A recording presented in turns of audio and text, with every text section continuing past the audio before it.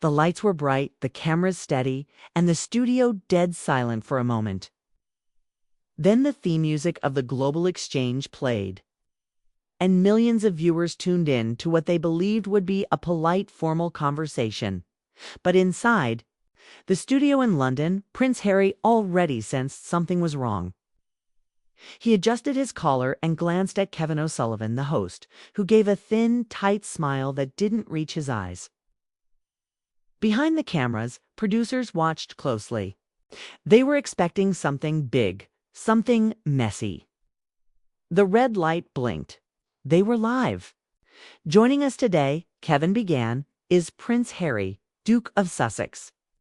Now, the founder of Clearlina, global digital transparency initiative aimed at protecting people from online manipulation and surveillance. Welcome, sir. Harry nodded, his tone calm. Thank you for having me. Clearline is built to empower individuals, to give people back their digital rights. But Kevin cut in. Fascinating, especially considering your own background. You've come from one of the most powerful families in the world. Do you think someone with such privilege is the right person to speak about being watched? There was a pause. Harry offered a polite smile. I've seen both sides of it. I've been protected, yes, but I've also seen the damage media can do when truth is no longer the priority. Kevin leaned forward. And yet, your foundation received a $2.5 million grant from a Delhi-based NGO that's currently under investigation for data mismanagement. How do you square that with your message of transparency? The studio tensed. That wasn't in the pre-interview notes. Harry blinked. We're cooperating with global partners. We vet all collaborations through legal channels. That grant came before any investigation started. But you didn't return it, Kevin interrupted. In fact, your foundation doubled its outreach in India afterward. Some would say it looked more like a cover than a collaboration. Harry's jaw tightened. That's not true. Oh, Kevin smirked. Because I have here. He held up a stack of printed pages. Leaked emails between your team and a known digital surveillance contractor based in Hyderabad. Want to comment on that? Harry looked at the papers, then into the camera. This is what you do. You twist reality into theater. I'm here to talk about solutions, freedom from manipulation. You're trying to trap me in a political blame game. Kevin smiled coldly. Some would say the real blame is yours. You claim to fight digital exploitation, yet your past includes willingly participating in royal propaganda. Were those interviews about truth or just optics? The heat in Harry's face rose. He looked down, trying to stay steady. I stepped away from that world, he said slowly. Paid for it personally and professionally. But I'm not here to be anyone's pawn. Kevin didn't blink. You're still being used, Prince. Just by different people now. The line crossed something. Harry's eyes narrowed. And who are you being used by, Kevin? He snapped. Do you think you're free? You sit here? Under lights, pretending to be independent while reading from a script fed to you by people who own the truth. You think you're clever? You're a puppet with a polished chair and a target list. The air shifted. Careful, Kevin said, lowering his voice. You're sounding a little paranoid. I'm sounding real, Harry said firmly. This right here is exactly why Clearline exists. Because people don't know they're being steered. Because the same corporations funding your show are the ones spying on the viewers at home. And you're their front man. The control room froze. A producer's voice crackled into Kevin's earpiece, urging him to pivot. But he ignored it. One last question, Prince, Kevin said, tone tightening. Are you now or have you ever been aware of classified Indian cyber contracts signed through your foundation's tech partners? Harry stood, his voice was low but deadly clear. You don't get to hide behind questions like that. You want to paint me as compromised when the real corruption is sitting in boardrooms you're too scared to name. You want to talk about privilege? Let's talk about how grief is sold for headlines. About how my mother's last moments were turned into entertainment. How this country your media used trauma as currency and called it journalism. Kevin didn't respond. Harry stepped forward, still on camera. I came here to talk about hope, about a future where we don't have to live like this. But this show, this format, isn't built for hope. It's built for division. You wanted a moment? You've got one? He dropped the mic not theatrically, but with quiet finality, and walked off set. The camera struggled to follow him as he exited the stage. Producers scrambled. The host looked frozen. The red light went out. Within minutes, the internet exploded. Clips of the exchange spread like wildfire. Hashtag Harry explodes. Hashtag oh, single quotes, Sullivan trap. And hashtag clear line trended globally. One segment was shared over 10 million times in 2 hours. Some called Harry brave, others mocked him. Some accused him of staging the outburst. But most saw what it really was. A man cornered, then broken open. That night, every major news outlet ran the story. CNN called it a moment of raw vulnerability. Sky News said it raised questions about the future of media ethics. Fox called it a royal meltdown. But the most watched clip came from an unexpected source, a small independent journalist who posted the full unedited footage with the title, "Was Prince Harry Set Up?" And buried deep in the comment section, one anonymous user wrote, "This wasn't a meltdown, it was a warning." The day after the interview, London didn't feel the same. The morning headlines were harsh. "Prince snaps," screamed the tabloids. Some claimed he was unstable. Others said he was hiding something. The clip of him walking off set played again and again on every major channel. But something about the footage didn't sit right with Emma Ralston. Emma, a veteran BBC journalist with 25 years in political reporting, had seen media manipulation before. She'd also covered Prince Harry during his early military years. She knew his body language, how he held tension, how he spoke when cornered. The way he reacted on the global exchange wasn't performance. It was something deeper. She sat in her office, laptop open, replaying the clip. She slowed the footage down, rewound, watched Kevin O'Sullivan's tone change halfway through. And then, just before the final question, there was a flicker. Kevin's hand reached to his earpiece, and his expression shifted. It was small, almost unnoticeable. But to Emma, it was everything. At the same time, across London, Prince Harry sat inside a secured apartment owned by his longtime friend and advisor, James Coyle. He hadn't spoken to the press since walking off. His phone buzzed nonstop. Texts from his legal team, his foundation, even former royal aides. But one message stood out, sent from an encrypted number. It read, "You were triggered on purpose." They had the file. You were the story, not the truth. No name. It's just that. Sarah Patel, once a senior editor at the BBC who now freelanced internationally, received a tip that same morning. A friend at a media house leaked a copy of the internal prep sheet for the Global Exchange episode. What she saw sent a chill down her spine. It included talking points, but also a second column, marked Phase 2 Escalation. That part wasn't meant for public eyes. She texted Emma, "Meet me, urgent." Later that night, in a dim pub on the edge of Soho, Emma slid into a booth across from Sarah. Both had worked together years ago, covering foreign policy scandals. Now, their careers had taken different turns, but their instincts were sharper than ever. Sarah didn't waste time. They fed Kevin questions. But not just him. Executive producer, the showrunners, they were all prepped.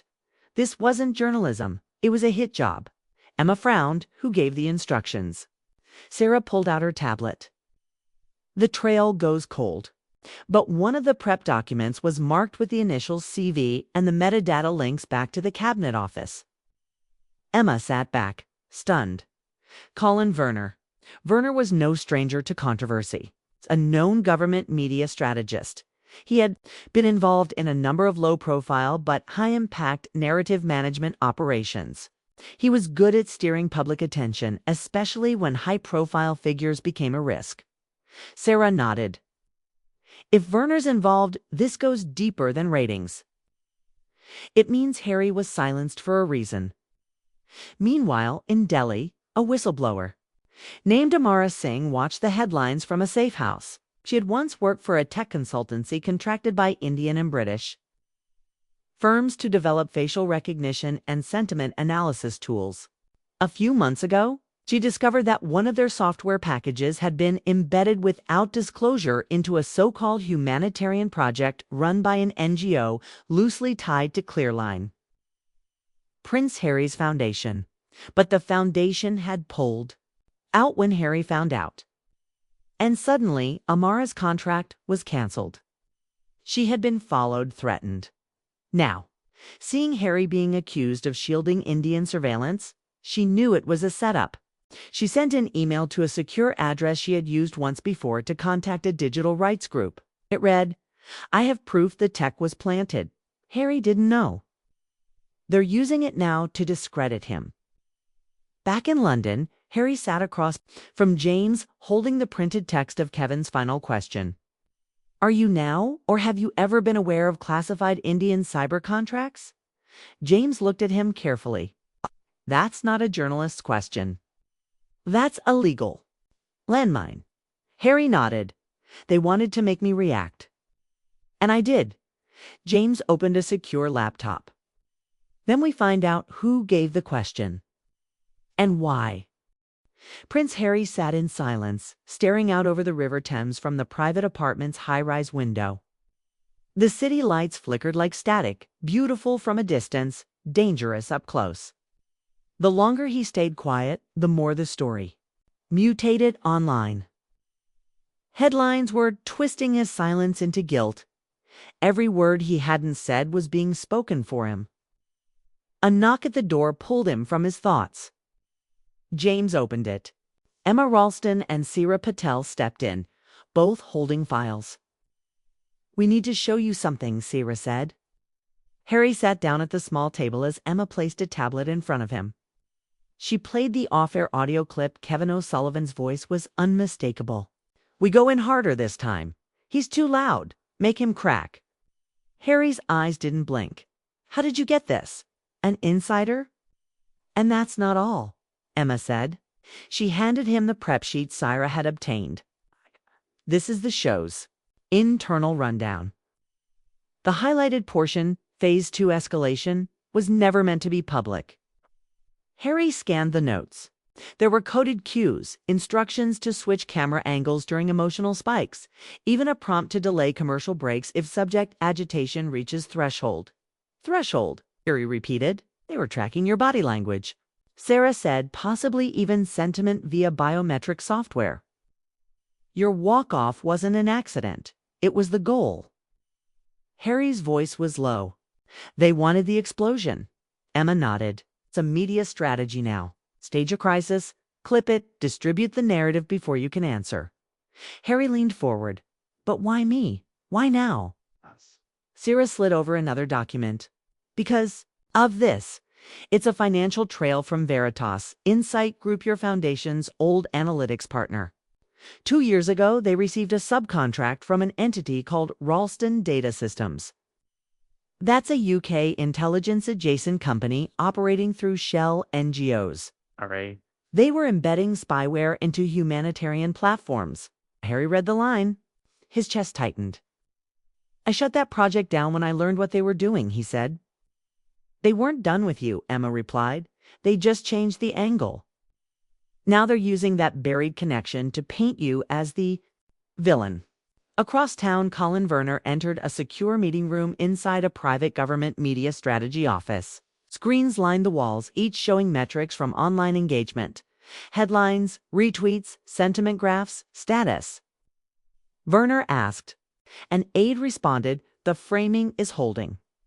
Hashtags are shifting. Hashtag Harry Hypocrite is outperforming hashtag Clear Line Truth."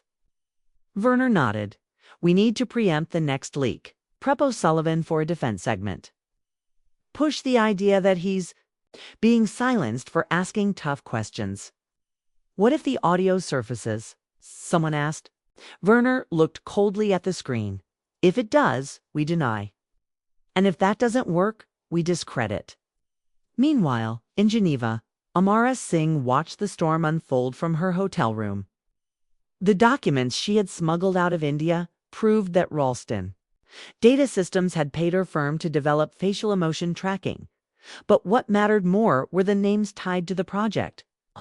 She opened her encrypted folder. One name stood out: Emma Ralston. Confused, she dug deeper. Emma's name wasn't a collaborator, was listed under Media Suppression Risk Type 2. Alongside her photo was a rating: high risk of narrative disruption. Amara gasped. They were tracking journalists. It's not just Prince Harry. She picked up her phone and dialed the secure line Emma had given her. When Emma answered, Amara didn't waste time. They have your name. You were flagged as a target. Emma stood still, her hand shaking slightly. What do you mean? I mean, they prepared for you. You weren't supposed to get this close. Can you send me what you have? Emma asked, her voice steady despite the fear rising inside. I'll do better, Amara replied. I'll come to London. Back in Harry's flat, the mood had shifted from confusion to clarity. They're not just discrediting me, Harry said. They're shaping a whole conversation. Stira nodded. This is narrative warfare. Emma stood. Then we go on offense, not through controlled networks, independent ones. We release the truth ourselves. Harry looked hesitant. If we do that, they'll come harder. Not just at me, at all of us. Sierra smiled grimly. They already are. That night, they drafted a plan. A coordinated drop of documents. The show's internal prep, the off-air audio, the funding, trail, and a video message from Harry unfiltered, unscripted. In it, Harry would explain everything: how the media had become a tool of political power, how surveillance was creeping into the public sphere, and how personal pain had been weaponized for spectacle. The message would go live in 48 hours.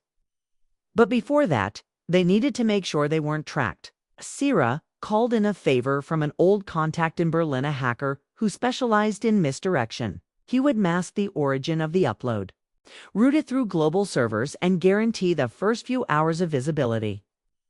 Once it's out, he warned, they'll come with everything they've got. Harry nodded. Let them. At 3 a.m., with the city asleep, a small red light blinked on in the corner of the apartment. A camera hidden behind a bookshelf had just activated. They weren't alone anymore. The next morning, a gray rain drizzled across London. The city, as usual, moved like nothing had happened, but inside the apartment, everything had changed. Prince Harry stood by the window, watching a black van parked across the street. It hadn't moved in hours. Sarah Patel quietly packed her files, while Emma Ralston replayed last night's security footage. She paused the video at the exact moment the red light blinked behind the bookshelf. There it is, she said. Hidden camera. Could have been transmitting live? Harry looked over. So, they were watching our entire conversation? Either that, Sarah said, or recording it for someone else to review later. Either way, we're not safe here anymore. Harry nodded. We move. Now. They exited the apartment in silence, using a back stairwell and taking side streets. Emma's contact had already arranged for a safe flat in Southern No digital connection. Cash, rent, windows covered. Just silence. For now. Across the city, Kevin O'Sullivan sat in a production room, pacing. His staff had been unusually quiet. His producer had just received an encrypted document, leak one of the internal prep sheets from the Prince Harry interview. It had been emailed anonymously to every major British outlet. Kevin looked at the paper. There it was. Phase 2. Escalation. Elicit maximum emotional response. Delay ad breaks if target enters agitation pattern. Target HM. His face turned pale. He stormed into his office and called Colin Werner. You told me this would stay buried, he hissed. Werner's voice was calm. You're a journalist. You asked questions. We gave you some help. That's it. It's this entrapment, Kevin snapped. They'll come after me now. Then you control the story, Werner said. Do a redemption segment. Play the victim. Say you were fed questions without knowing the source. People will believe you. Kevin clenched his jaw. And if they don't, there was a pause. On the line. Then you're just another host who flew too close to the fire. In Southwark, the team worked quickly.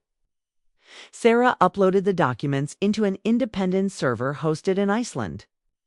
Emma drafted the press release. Harry prepared the video message, filming it on a basic DSLR with no edits. In the video, he sat against a plain wall. No makeup, no team. His voice was calm, controlled. They didn't just come after me, he said. They came after the idea that truth belongs to the people. That we have the right to speak, to ask, to be angry. I was pushed to explode on national television not by chance, but by design. This isn't about royalty. This is about power. Media isn't. Phalanx being weaponized. And we've all been targets. Now, it's time to flip the script. He ended the video with a stare directly into the lens.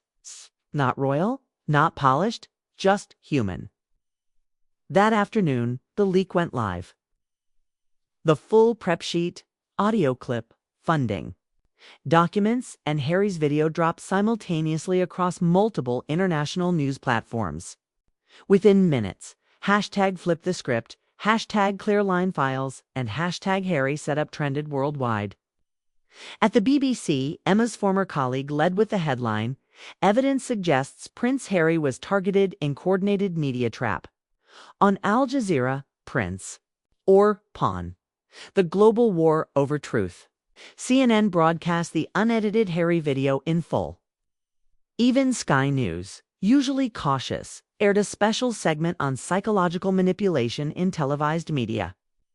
But the most powerful response came from the people. Thousands flooded social media with their own stories of media manipulation, staged moments, and silenced truths. Activists, whistleblowers, even former TV staff began speaking out. For a brief moment, the control shattered. Inside a dimly lit boardroom in Whitehall, Werner watched the metrics collapse. One advisor whispered, "Should we pivot the narrative?" Werner shook his head. "No. We bury it again. Find something bigger. Start a panic somewhere else." The public forgets fast. But this time, they didn't. Amara Singh landed in London under the name of a university lecturer. She was escorted straight to the safe flat in Southwark. Her face was tired, but her eyes burned with purpose. She greeted Harry with a simple sentence. "I have everything they thought they destroyed." Her hard drive contained code fragments, contracts, and internal messages from Ralston Data Systems, the very company that embedded surveillance into Clearline's Indian partner project. More importantly, it proved that Clearline's leadership, including Harry, was never informed. They were bait. Nothing more. A cold wind swept through Southwark as Sarah shut her laptop. The words on the screen still glowed in red. Foreign IP detected origin. Washington, D.C., everyone in the room felt it. The silence turned dense, charged with something they couldn't yet name. Danger, maybe, or a new beginning. Prince Harry stood slowly. "What exactly are we dealing with?" Sarah exhaled.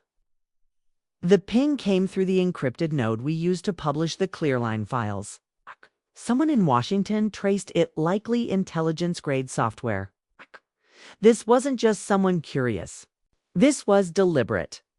Emma looked at the window, half expecting a drone to be hovering outside. Could it be American intelligence? Possibly, Sarah said. Or someone using a U.S. backdoor. Either way, they've noticed. That's not good. Harry rubbed his forehead. We exposed a domestic operation. Why would the U.S. care? Amara spoke for the first time since the warning appeared. Because Ralston Data Systems wasn't just feeding the UK. I saw U.S. Department of Homeland Security stamps in the metadata. Their tools weren't limited to India and Britain. They had partners across NATO and contracts labeled Civic Influence Beta. Emma turned sharply. That sounds like voter manipulation. Amara nodded. It is. The truth landed hard. Prince Harry paced near the window, thoughts racing. We're not just a problem for one government. We're a threat to a network. James, who had just returned from a short coffee run, stepped in and noticed the tension. What happened? Emma quickly briefed him. James nodded grimly. Then we need to escalate. Harry turned to him. How? James pulled a folder from his bag. Before your mother died, Diana was in communication with several independent journalists about media surveillance. One of them was an Australian named Rachel Drummond. She disappeared after Diana's death. Emma raised an eyebrow. You're saying she was silenced? I'm saying. James replied that she had hard evidence tapes. Documents of early joint programs between tabloid media outlets and intelligence agencies. Harry stared, and we just reopened that history. Sarah looked at the folder. Inside was a grainy photo of Diana shaking hands with Rachel. A note was scribbled on the back. If anything happens to me, this story must live. Emma said softly. They've done this before. Suddenly, Harry stood taller. Then we need to take this where they can't bury it. Where? Amara asked. To the people, Harry replied. Live global, unedited. The idea formed instantly, a live international roundtable. Streamed across multiple platforms, simultaneously independent servers, mirror channels, satellite broadcasts. They would invite journalists, whistleblowers, activists, not to defend themselves, but to tell the full story. Freeline could host it, Emma said. They have the infrastructure. I'll get the satellite uplink, James offered. Amara added, and I can verify every technical detail with time-stamped metadata. No one will be able to say we faked it. Within hours, the plan was underway. But elsewhere, powerful people were watching. Inside a dark conference room in Langley, Virginia, an unnamed official closed a file marked Clear Line Event Escalation and turned to a group of analysts. Protocol Bluebird is now active, he said. Discredit, delay, distract. If they go live, we flood every channel with counternarratives. Bury their signal in chaos. Back in London, the team prepared for their broadcast. Each person knew the risk. Governments had gone to war over smaller truths, but no one backed down. The next night, at exactly 21 o'clock GMT, the free line broadcast began. The screen opened with Prince Harry alone in a chair, lit by one soft light. No graphics. No intro music. Just raw silence. My name is Harry, he began, and I was used. He explained everything. The media trap. The planted surveillance software. The global network that profited from distraction, outrage, and silence. Behind him, a screen showed timelines, leaked contracts, voice recordings. Then came Emma's segment breaking down the role of British state media in narrative manipulation. Then Amara, with technical proof.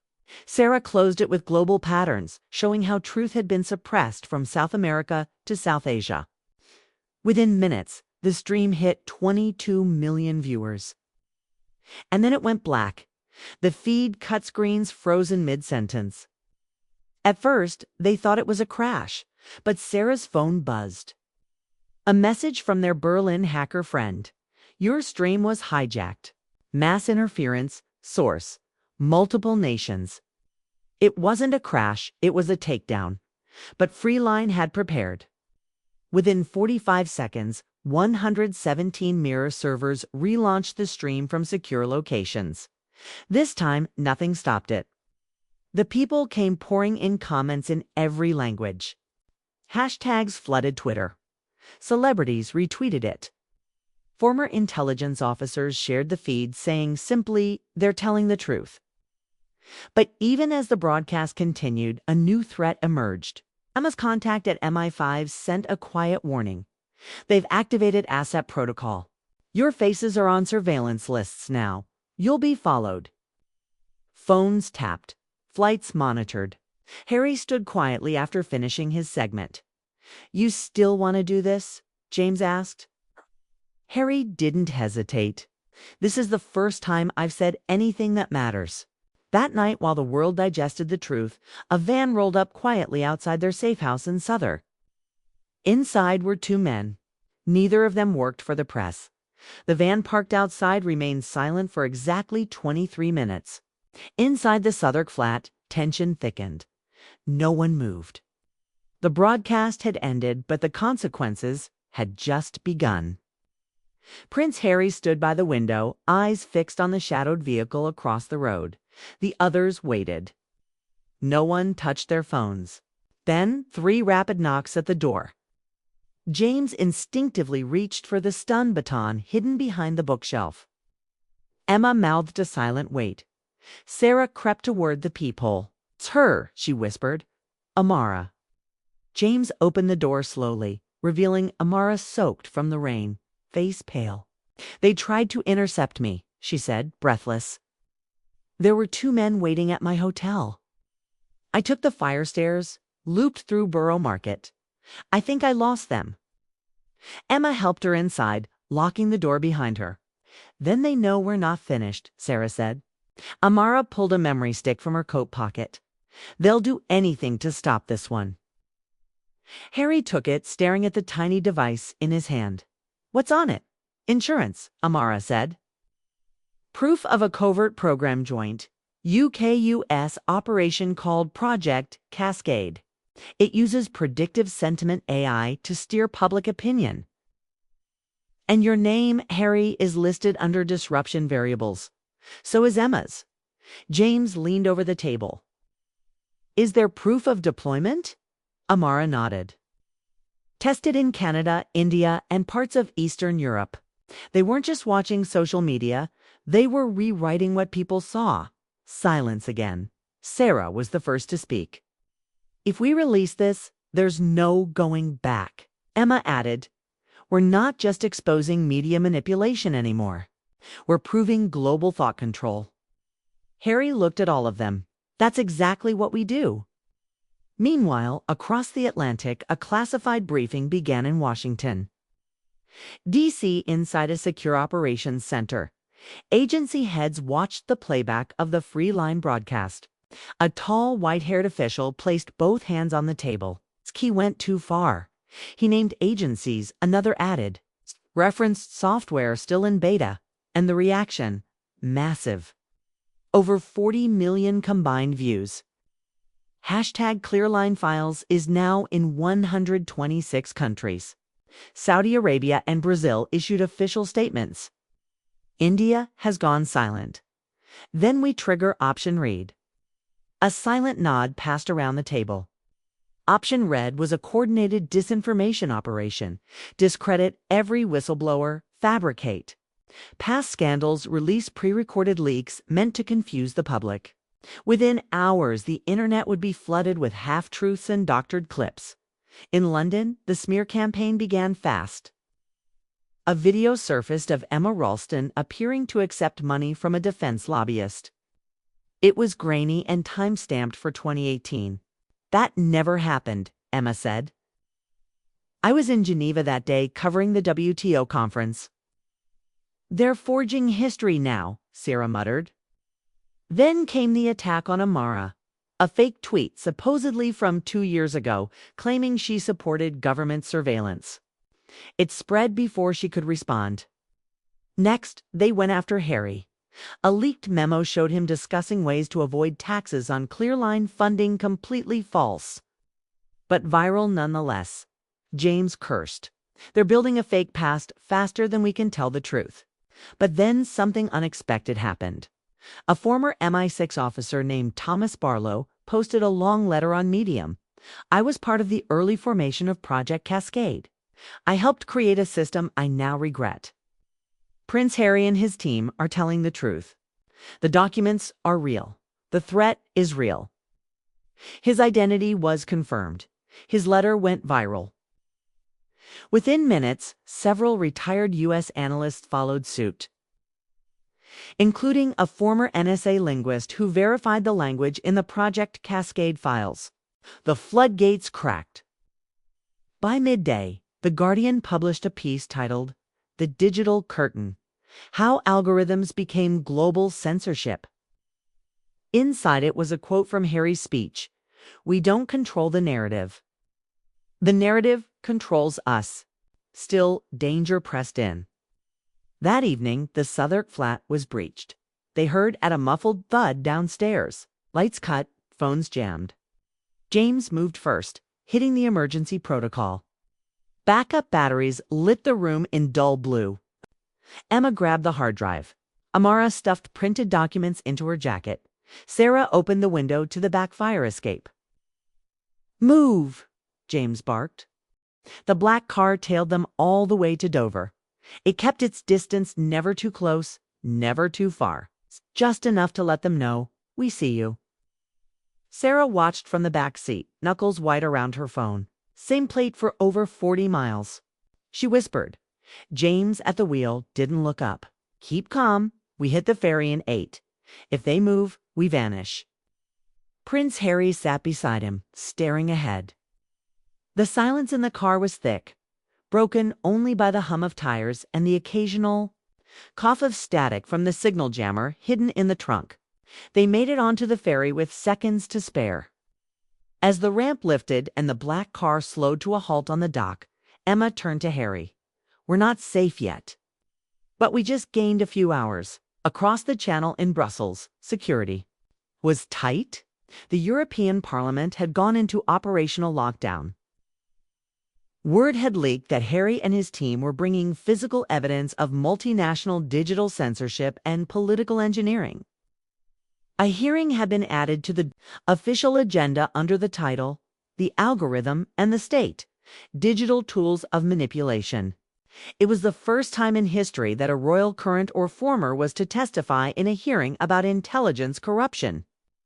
As the ferry approached Calais, Harry reviewed the notes again. Amara sat beside him, laptop open, decrypting the last of the Project Cascade files. What she uncovered made everyone fall silent. There were names, journalists, politicians, activists, all labeled as narrative threats. Some had been silenced through disinformation, others were marked active projects in progress. Emma pointed to one name on the list, J. Core India disappeared 2021. Sarah swallowed hard. She was a digital rights lawyer. She vanished after exposing spyware in Punjab. Amara nodded. She was one of the first. Cascade started as an experiment. Now it's global infrastructure. As they drove toward Brussels, the silence deepened. Every traffic light, every parked van felt like a potential threat. But no one turned back. That night, in a secure room deep beneath the EU Parliament building, Prince Harry prepared his final statement. The room was small, concrete-lined with 3 guards at the door. No press, just the core EU committee, a few trusted journalists, and a live stream set to go global. When he walked to the microphone, he didn't bring notes. "I was born into a life of cameras and silence," he began. "For years, I believed the press was chaotic but free. I was wrong." He explained it all. The media trap, the planted narratives, Project Cascade. The attempt to make truth sound like madness. And he told them calmly how easy it had been for those in power to rewrite the public's perception of reality. One tweet, one fake leak at a time. "The tools we thought kept us connected," he said, "have been weaponized. What we see, feel, and believe is being shaped not by truth, but by those who fear it." Then he stepped back. Sarah followed, revealing Amara's hard drive evidence live on screen. She broke down the contracts, the money trails, the falsified data. Emma traced the political implications: elections, protests, public health responses, all distorted by algorithms programmed not for truth, but for control. And then came Amara's final slide. It was a single sentence from the Cascade training manual. "If you control perception, reality becomes optional." Gasps echoed across the chamber. Within an hour, the live stream had hit 85 million viewers. Back in London, someone leaked an emergency memo from the UK Cabinet Office recommending containment of narrative threats related to clear-line revelations. In Washington, the State Department refused to comment. In Delhi, the foreign minister walked out of a press conference when asked about Project Cascade. But for Harry, the biggest reaction came quietly. A message sent through an anonymous encrypted email from a former NATO analyst in Estonia. You've just cracked the spine of a machine that took 20 years to build. Don't stop now. Yet danger still loomed. After the hearing, as the team walked through the private tunnels beneath Parliament, James noticed something. 2 guards ahead, new uniforms. Wrong colors. He grabbed Harry's arm. Back, now. Gunfire shattered the silence. They sprinted, ducking behind concrete pillars. Emma clutched the hard drive. Sarah hit the emergency signal. Amara screamed as a round hit the wall inches from her head. From behind them, real Parliament security arrived, guns drawn. The attackers vanished into smoke grenades. 30 seconds of chaos. But it was enough. Everyone survived, just barely. By dawn, headlines had changed. Assassination attempt in Brussels after testimony on global media control. The world could no longer deny the story. In the weeks that followed, a full EU investigation was launched into state-sponsored media manipulation. Congressional hearings in the U.S. followed. Activists across South America and Asia formed coalitions demanding algorithm transparency laws. But Harry didn't return to London. Instead, he disappeared with James somewhere quiet, off the grid. Emma, Sarah, and Amara launched the Aurora Project, an open-source platform tracking manipulation campaigns in real time, empowering journalists and whistleblowers with encrypted tools. And the world slowly began to shift. In one of his last messages before going dark, Harry wrote to Emma, "I don't want a throne. I want a mirror. If they can manipulate billions with silence, imagine what we can do with truth." He never signed it. But he didn't have to.